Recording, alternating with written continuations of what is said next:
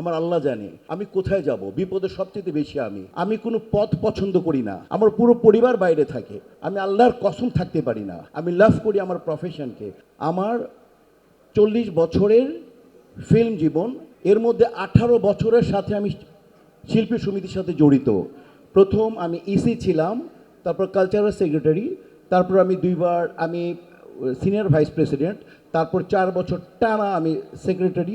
আমি কোনো পদ পছন্দ করি না, আমি পছন্দ করি শিল্পী সমিতি, আমি পছন্দ করি আমাদের চলচ্চিত্র পরিবার, এই ফ্র্যাটার্নিটি। আমার পুরো পরিবার বাইরে থাকে, ওরা আমেরিকান সিটিজেন।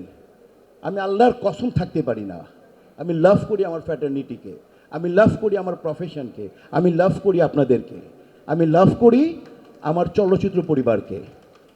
নির্বাচন করলাম না, এটা কোনো ব্যাপার না। আমি ওয়াদা দিচ্ছি, নির্বাচন যারা করছেন তারা আমারই ভাই। তো এই 2 প্যানেলের প্রতি আমার সম্মান, স্বতন্ত্র যারা দাঁড়িয়েছে তারাই আমার ভাই বোন।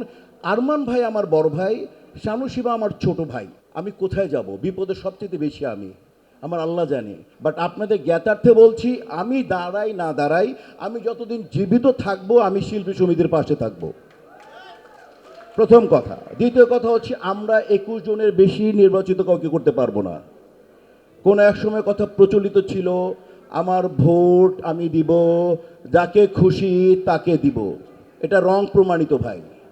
আপনার ভোট আপনি দেবেন, আপনার মেধা খাটিয়ে যোগ্য লোককে দিবেন। একটা লাউ কিনতে যাই, একটা তরকারি কিনতে যাই, লাউ খোঁচা দিয়ে 8-9 বার, লাউ কচি কিনা দেখে নেই। আরে ভাই, 2 বছরের জন্য নির্বাচিত করবে 21 জনকে, একটু ভেবে একটু চিন্তা ঠান্ডা মাথায় নিব, ঠিক আছে?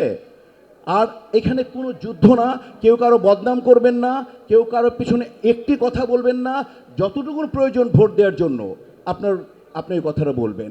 কারণ আমরা এই সবাই এক ফ্র্যাটার্নিটিতে। আমরা 20 কোটি মানুষের মধ্যে শিল্পী মাত্র হচ্ছি 650 শিল্পী, মাত্র 650 শিল্পী। আর এই 650 শিল্পীকে প্রতিনিধিত্ব করবে 21 জন। এই 21 জনের প্রতি সম্মান থাকবে। আর আমাদের সিদ্ধান্তটা অসম্ভব সুন্দর একটা সিদ্ধান্ত হবে। আমরা এমন কিছু নোংরামি করব না।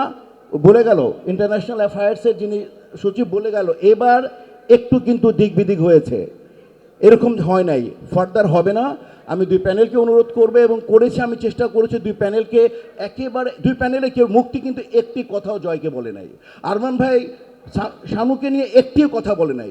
আমি ক্যাবিনেটের লাস্ট মিটিংয়ে পবিত্র কোরআন শরীফ বাম দিকে রেখেছিলাম, আমার হাতে সবার হাত মিলে বলেছিলাম যে আমরা থানা করব না, আমরা পুলিশে যাব না, কোনো মামলা করব না, ওপরে আল্লাহ।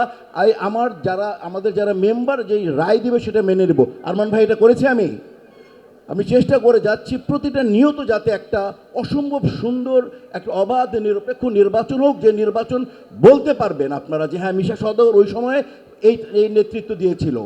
আমি আপনাদের লোক, আমি বারবার বলি, মরে গেলে আমার খাটটা আমার শিল্পী সমিতির মেম্বার ধরবে, আপনারা ধরবেন। কাজেই আমি থাকি বা না থাকি, দেশে যেখানে থাকি, মনে রাখবেন শিল্পী সমিতির পাশে থাকবো। থ্যাংক ইউ ভেরি মাচ আমাকে কথা বলে দেওয়ার জন্য।